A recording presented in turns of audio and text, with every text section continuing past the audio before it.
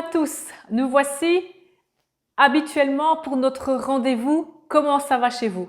Et vous êtes sans doute en train tous de vous demander mais qui allons-nous entendre aujourd'hui? Eh bien vous allez le découvrir dans quelques minutes. Mais avant cela, j'aimerais vous demander d'être attentif et d'observer les changements dans les familles que nous allons découvrir aujourd'hui. Pourquoi? Eh bien, nous savons tous que le confinement a été signe de transformation pour certaines personnes, de changement. Et donc, à vous de jouer et de découvrir ces changements. À Falahin, dans un village à Dinan, pour cette personne, la transformation était progressive et, j'en suis certaine, va changer la vie de ce couple. Nous allons dire bonjour à Faith et elle va vous expliquer. Bonjour Faith, comment ça va chez toi? Bonjour tout le monde, je m'appelle Faith, j'espère que vous allez bien. Je suis membre de TPE comme vous et je viens vous donner un peu de nos nouvelles. Moi, depuis le confinement, je suis en télétravail et mon mari, voilà, d'abord je présente mon mari, c'est Daniel et Sean qui ne sont pas là aujourd'hui. Daniel travaille et Sean, il fait sa sieste. Et heureusement, sinon je n'ai pas de temps de repos en journée et je ne sais pas me reposer. Depuis le confinement, comme je disais, je fais du télétravail et je m'occupe de mon fils qui n'a que 3 ans. Ici, on fait tout nos possibles pour que les journées se passent très très très bien parce que devenir professeur, tout d'un coup, n'est pas évident. Et sincèrement, pour des professeurs, enseignants parmi vous, parmi nous, je vous dis merci parce que vous faites un travail magnifique. On sous-estime des fois le poids, en tout cas le travail que vous fournissez, que vous donnez sincèrement. Je vous dis merci. Chapeau, chapeau, chapeau. En dehors de ça, moi, je vais bien. J'ai juste quelque chose à vous montrer, c'est que depuis le confinement, j'ai pris du poids, vous avez constaté, et il y a une raison. Et voilà, c'est ça. C'est ça. Certains étaient déjà au courant, mais maintenant, je ne sais plus le cacher. Donc, c'est une question de jours, enfin, de jours, de semaines. Et bébé numéro 2 sera bientôt là. Et en dehors de ça, on profite du fait que je ne fais plus de trajet parce que ceux qui me connaissent savent que voilà, je travaille sur Bruxelles et je cumule de Falahin, là où nous habitons à Falahin, je cumule un trajet de 3 à 4 heures, ça dépend de la ponctualité des trains, 3 à 4 heures tous les jours. Et depuis, voilà, on passe des moments de qualité, on mange ensemble le matin, on a le temps de jouer, parler, se balader, profiter du coin parce que je suis en plein campagne. Les gens payent des vacances pour aller se ressourcer, pour aller se mettre au calme. Et moi, j'y suis tous les jours, mais je n'en profite pas. Donc, depuis le confinement, sincèrement, je suis quelque part amené, je suis obligé à, à en profiter. Et je vais vous montrer un peu la vue que nous avons pour vous inspirer. Et voilà, regarde la vue que j'ai chez moi. C'est magnifique. C'est magnifique. Et j'ai envie de dire que ce que Dieu il a fait est magnifique. Autre chose, c'est que voilà, quand j'ai un coup de blues, il y a des moments un peu plus difficiles parce que ça peut pas être rose tout le temps. Hein, on passe pas des vagues. On est tous, d'habitude, chacun a ses activités. On est des gens très actifs et tout d'un coup, on se retrouve tout le temps, tous les jours, tous les jours, tous les jours ensemble. Il n'y a pas de nouveauté en quelque sorte. Euh, c'est une chanson d'une américaine, certains d'entre vous vous connaissez. Ça s'appelle, elle s'appelle Tasha Cobbs et la chanson s'appelle We Need a Move. En français, ça veut dire que nous avons besoin de l'agissement. En gros, dans cette chanson, c'est l'agissement de Dieu, que Dieu agit dans notre vie. Ça dit que Dieu, elle dit dans les paroles que Dieu peut toujours faire des miracles, peut toujours ressusciter des morts, peut toujours faire changer notre vie, nous bouleverser notre intérieur. Et ça, c'est quelque chose qui m'encourage pour dire que voilà, malgré la situation, le coup de blues, malgré les problèmes, Dieu est encore capable là où on pense que ce n'est plus possible. Et voilà, c'est tout ce que je voulais vous dire. Je vous aime, on vous aime et on espère qu'on va bientôt vous voir. À bientôt. Gros bisous. Merci Fête et courage à toi et que tout se passe bien pour l'accouchement. Bonjour à Daniel et au petit. À Wagnolet, il s'est passé quelque chose d'étrange, je dirais même d'intrigant, pour un couple que vous connaissez très bien. Je me suis même demandé s'il fallait la prière pour ce frère. Mais que se passe-t-il? Comment ça va chez vous? Bonjour Michel et Didier. Bonjour à toutes, bonjour à tous, je m'appelle Michel et voici mon époux Didier. Nous sommes heureux de participer à l'émission qu'Ingrid a lancée, donc comment ça va chez vous? Nous sommes aussi contents de vous suivre par cette émission. Donc nous sommes aussi les parents de Quentin qui est stagiaire pasteur à l'église. Et tout d'abord, nous espérons que vous allez bien.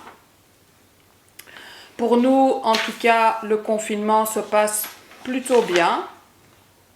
Nous sommes à la maison donc depuis le 16 mars. Didier est en télétravail, il va 1 jour par semaine à Bruxelles. Et moi, j'ai été mis au chômage pour force majeure, donc nous sommes tout le temps à la maison. Quentin travaille tous les jours. Et il a trouvé donc du boulot et pour lui, le confinement, c'est une aubaine. Je vous avoue qu'on avait peur que ce ne soit compliqué pour nous deux de rester 24 heures sur 24 ensemble, mais on arrive à s'occuper.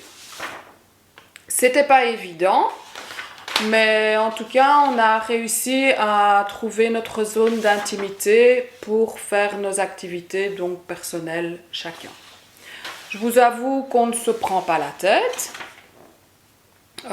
Pour ma part, en tout cas, je cuisine de bons petits plats pour mon époux. Et en journée, nous faisons plein d'activités. Donc, on fait de la marche, on fait du vélo. Le soir, on regarde des films. Ou on regarde aussi des séries. La journée, on écoute de la musique chrétienne. Et je vous avoue qu'en fait, je pense qu'on fait des choses simples et ça nous rend heureux. Avec l'aide de Dieu, en tout cas, on ne voit pas les heures passer. Alors, on espère que chez vous aussi ça va, tout simplement. Et on voulait vous dire à tous que vous nous manquez. Gros bisous à tous. Gros bisous. Merci Didier et Michel, c'était très original, vous étiez exceptionnels. Et Didier, si tu as besoin de nous, fais-nous un petit signe. Maintenant, nous allons aller à Bième. Cette dame jongle entre son bureau de direction et son ambulance. Et elle se demande même où est son chez elle. Alors Rachel, explique-nous, comment ça va chez toi? Coucou Ingrid, coucou tout le monde. Comment ça va chez moi? C'est où chez moi déjà? Ah oui, je me souviens. C'est là où j'ai commencé le début de ce confinement. À la campagne, là où les journées me semblaient longues parce que le temps était réduit à l'école et où je sortais avec mon chien pour me promener dans les bois.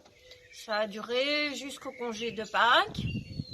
Et puis, pendant le congé de Pâques, c'était les vacances scolaires, évidemment.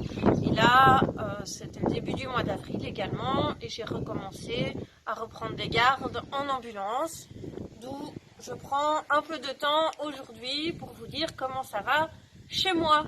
Mais chez moi, depuis après le congé de Pâques, c'est-à-dire depuis 15 jours maintenant, je n'y suis plus que très peu. Car je me partage entre le déconfinement à l'école, parce que c'est pour lundi, ça y est, nos petits chéris élèves reviennent.